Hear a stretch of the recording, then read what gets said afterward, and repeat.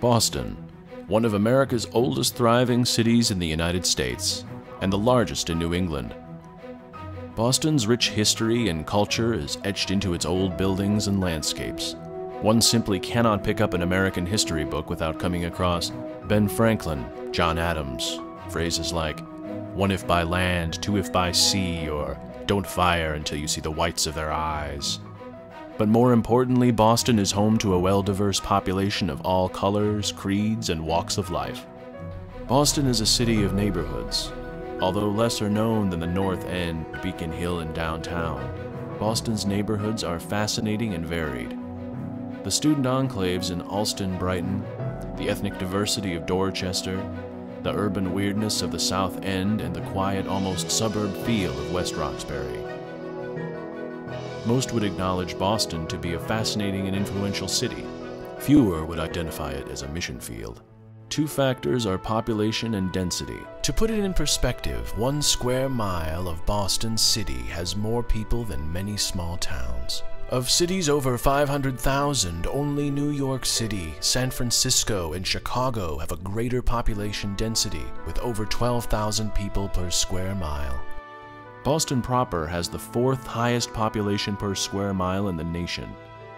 Here in New England, we're in the Ivory Tower area where most people are a product of the local secular education. So a majority of physicians, certainly in this hospital, I don't know of any doctors who claim to know Christ, and that would be, let's say, several hundred.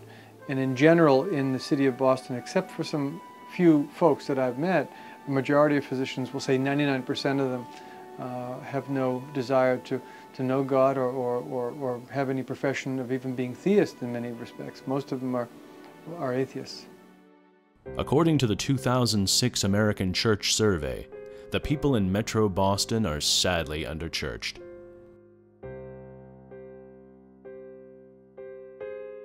Well, my spiritual beliefs are, I think that there is something in the universe that holds everything together, but that's just something that is, and we don't necessarily have to worship it, but just know it's there. I have no spiritual beliefs. I'm agnostic. I definitely believe that there's some higher power. I know there's like little signs every day that make me feel that way. I'm not sure if I believe in like specifically like say God or Jesus or like Buddha or something specific. I'm very spiritual, but I don't believe in any particular religion. To me, Jesus Christ is a guy who went through a bunch of tough times. He's a very important person. He saved us from hell, I guess. He was just a religious leader who had certain beliefs that were revolutionary at the time and achieved great following. He was a great guy. His stories are exaggerations. Of course they exaggerated stories back then. I mean, that's how storytelling went. He was a great teacher like a lot of other great teachers like Buddha, Muhammad. He is the universal spiritual father. Jesus Christ is just someone to live by his example, and more than anything in like his generosity and his giving and how he cared about others more than himself. Kind of just like the whole golden rule. I feel like that's where it comes from. I do believe in an afterlife, and I think you achieve a good afterlife by living by the book, and just, like I say, treating people well. And I do believe that things will come back to you if you do the right thing in life, in the afterlife. If there is an afterlife, I think the person's spirit goes into the universe. I don't believe in an afterlife. You know, being able to judge right from wrong, if that's the way to achieve an afterlife, to get to it, I don't really believe in it anymore. I kind of believe we're all just going to be underground, hanging out.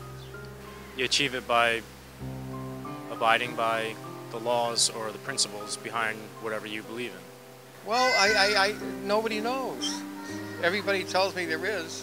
I have no clue because I don't know anybody who's ever come back to tell me if there's an afterlife and what it's like. How do we attain the afterlife? We attain the afterlife by living in a virtuous manner, by living for our fellow man.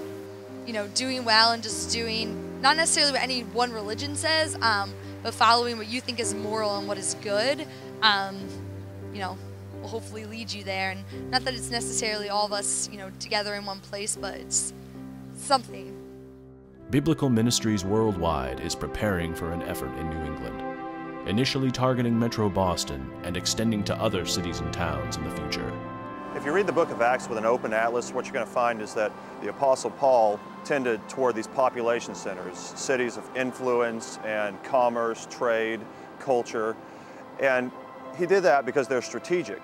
And I think a lot of times we tend to shy away from cities just because they're crowded, and sometimes they're hostile to Christian faith.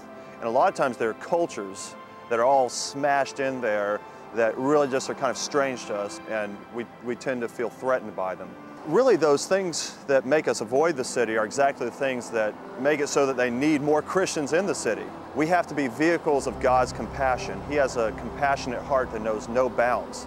And so we have an incredible chance to show people the gospel, to live it in front of them and to share it with them. Now, what Biblical Ministry Worldwide envisions is a fresh church plan, using a model that works very well in an urban setting, and it really lends itself toward rapid multiplication.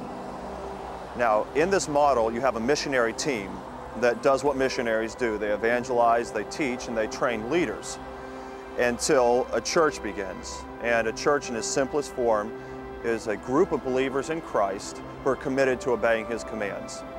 Now, once you have a group like that, and they outgrow their meeting place, which is usually a home or a small rented space, they split. And they take a leader who's trained and then a small group of committed Christians, and they move to the next location, whether that's the next neighborhood or even part of the same neighborhood, because of the density that we find in the city.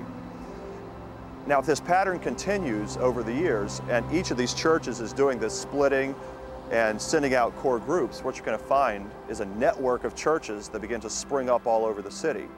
And then the leaders come together, and these churches began to encourage one another and cooperate with one another until their collective influence is felt on the city. What we dream over the next 10, 20 years is having a map that has push pins, and every push pin represents one of these congregations, one of these points of light. And we can't wait for this time where we look at this map and we see push pins represented in all of these neighborhoods that we've pointed out, and even begin to spill over into Cambridge and Somerville and Brookline. If you can see this vision unfolding and it excites you, then we're asking you to join us. You can do that by praying for us, certainly, giving so that we can dedicate ourselves to this task. And then if you have the sort of skill that would allow you to operate in a city like this and survive, then you could even pray about joining us, because we can never have too many vehicles of compassion in the city.